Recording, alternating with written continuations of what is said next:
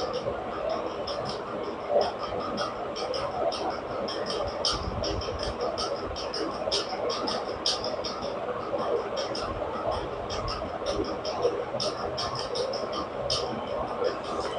शांति। आज की मुरली डेट है 23/7/2025। आज मुरली की विशेष हेडिंग है, मीठे बच्चे जब समय मिले तो एकांत में बैठ विचार सागर मंथन करो। जो पॉइंट सुनते हो इसको रिवाइज करो। प्रश्न, तुम्हारी याद की यात्रा पूरी कब होगी? तुम्हारी याद की यात्रा पूरी कब होगी? बाबा ने कहा, जब तुम्हारी कोई भी कर्मेंद्रियां धोखा ना दे, कर्मातीत अवस्था हो जाए, तब याद की यात्रा पूरी होगी। अभी तुमको पूरा पुरुषार्थ करना है, ना उम्मीद नहीं बनना, सर्विस पर तत्पर रहना है, सर्विस पर तत्पर रहना है। ओम शांति। मीठे मीठे बच्चे आत्म अभिमानी होकर बैठो।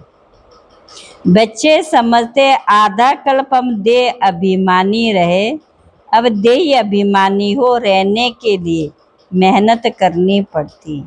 बाप आकर समझाते अपने को आत्मा समझकर बैठो, तभी बाप याद आएगा, नहीं तो भूल जाएंगे।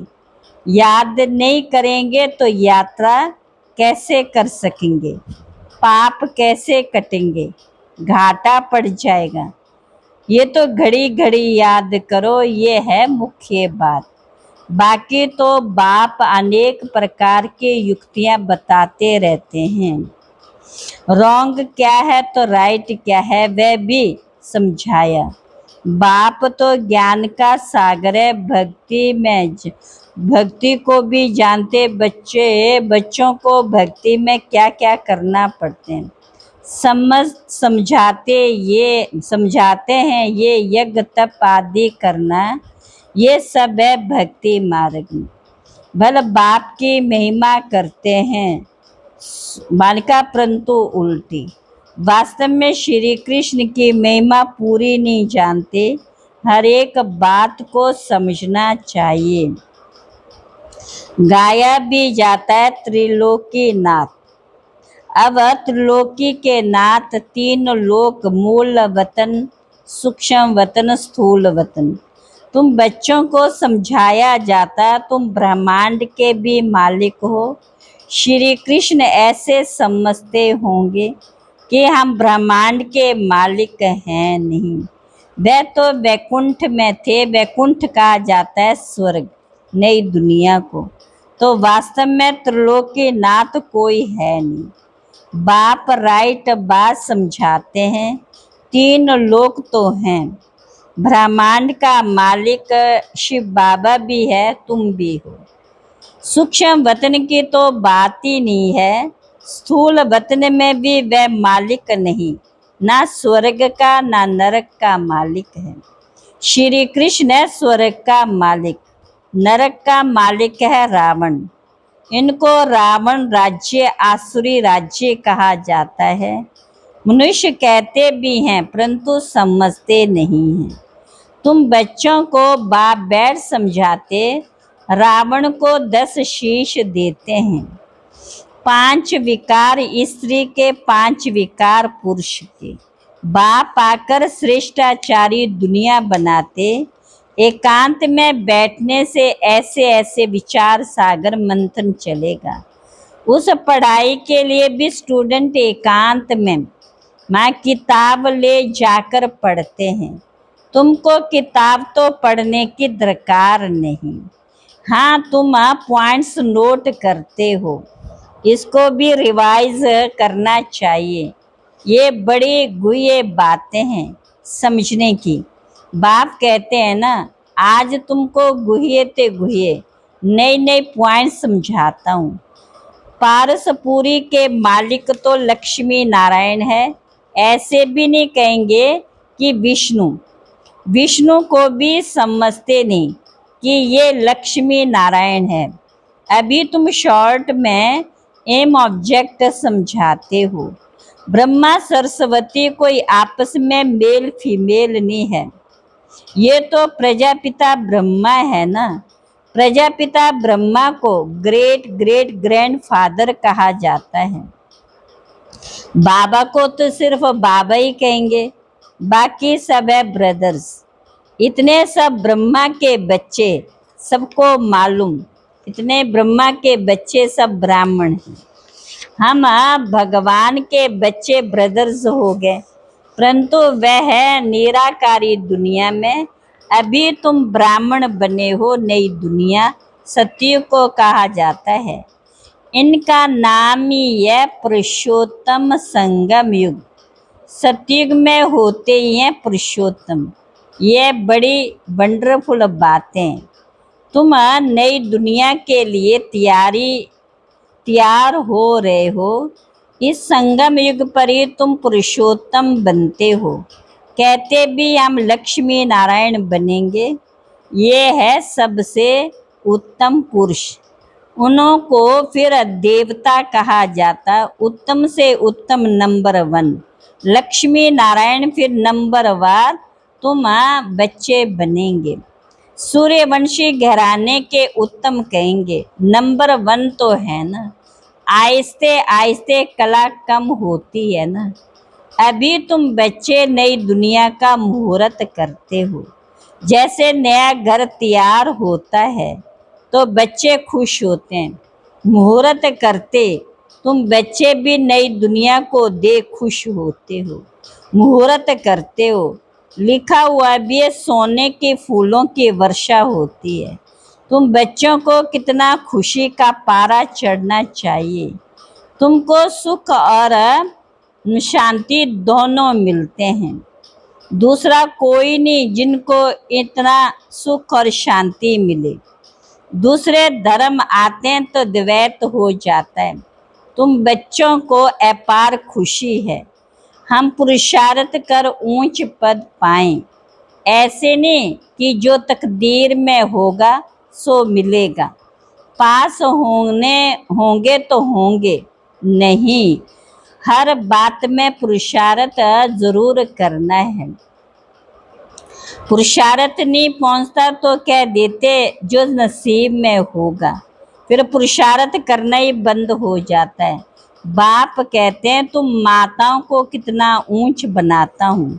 फीमेल का मान सब जगह है, विलायत में भी मान है। यहाँ बच्चे होती है तो उल्टा माना चारपाई कर देते। दुनिया बिल्कुल ही डर्टी है। इस समय तुम बच्चे जानते हो भारत क्या था, अब क्या है। मनुष्य भूल गए, सिर्फ शांति शांति मांगते रहते हैं, विश्व में शांति चाहते हैं। तुम ये लक्ष्मी नारायण का चित्र दिखाओ। इन्हों का राज्य था तो पवित्रता, सुख, शांति भी थी। तुमको ऐसा राज्य चाहिए ना। मूल वतन में तो विश्व की शांति नहीं कहेंगे, विश्व में शांति तो यहाँ होती है ना। देवताओं का राज्य सारे विश्व में था।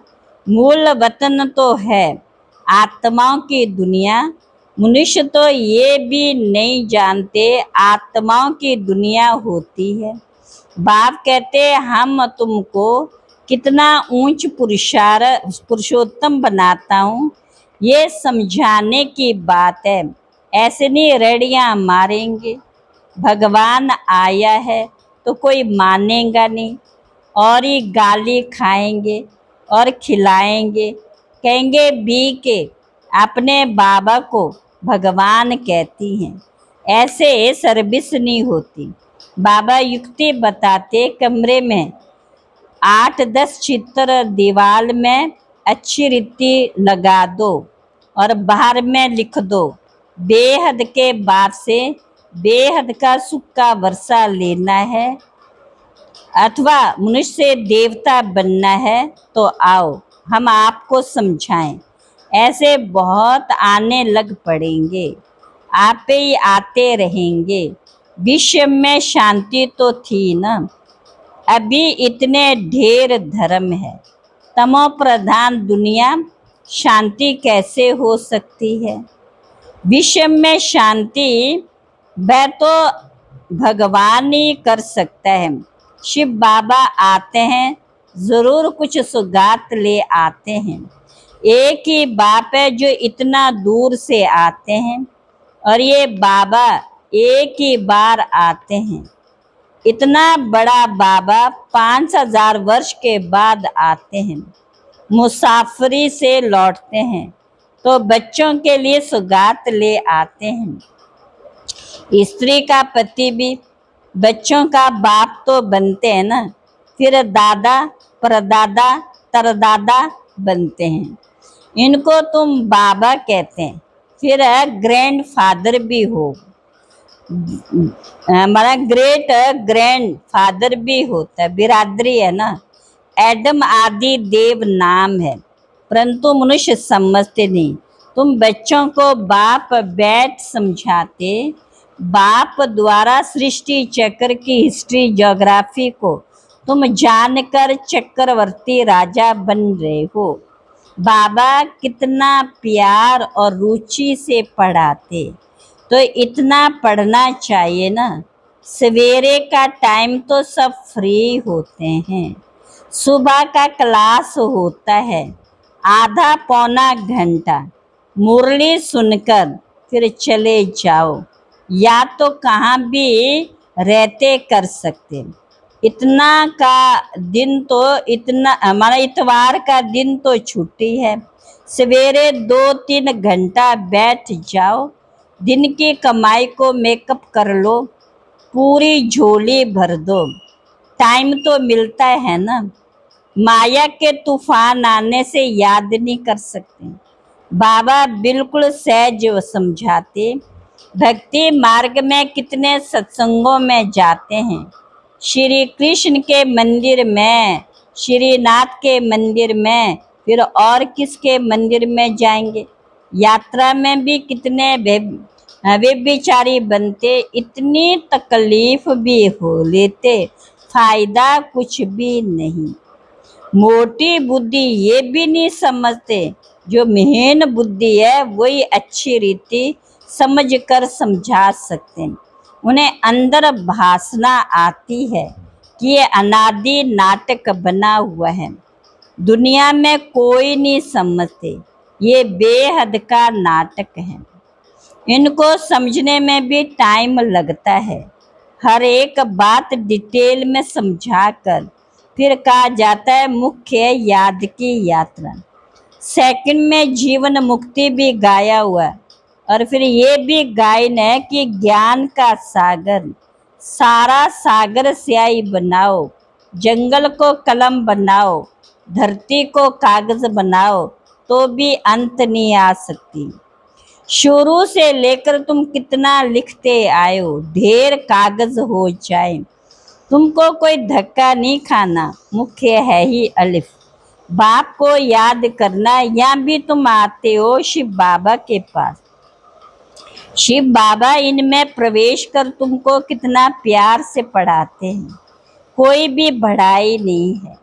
बाप कहते मैं आता हूँ पुरानी दुनिया में, कैसे साधारण रीति शिव बाबा आकर पढ़ाते हैं, कोई अहंकार नहीं। बाप कहते तुम मुझे कहते ही हो बाबा, पति दुनिया पति शरीर में आओ, आकर हमको शिक्षा दो। सत्ययुग में नहीं भुलाते हो कि आकर के हीरे जवाहरों के महल में बैठो, भोजन आदि पकाओ। तो बानका शिव बाबा भोजन पाते नहीं है, आगे बुलाते थे कि आकर के भोजन खाओ, 36 प्रकार का भोजन खिलाते थे। ये फिर भी होगा, ये भी चरित्र ही कहें। श्री कृष्ण के चरित्र बानका क्या है, वह तो सतयुग का प्रिंस है, उनको पतित पावन नहीं कहा जाता। सतयुग में ये विश्व के मालिक कैसे बने, ये भी अभी तुम बच्चे जानते हो। हाँ, मनुष्य तो बिल्कुल घोर अंधियारे में है, अभी तुम घोर रोशनी में हो। बाप आकर रात को दिन बना देते हैं। आधा कल्प तुम, बाबा ने कहा, राज्य करते हो तो कितनी खुशी होनी चाहिए।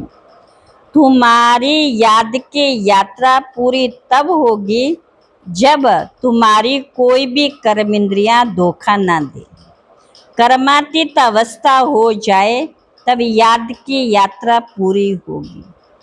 अभी पूरी बालिका पूरी नहीं हुई है, अभी तुमको पूरा पुरुषार्थ करना है, ना उम्मीद नहीं बनना है, सर्विस और सर्विस। बाप भी आकर बूढ़े तन से सर्विस कर रहे हैं ना।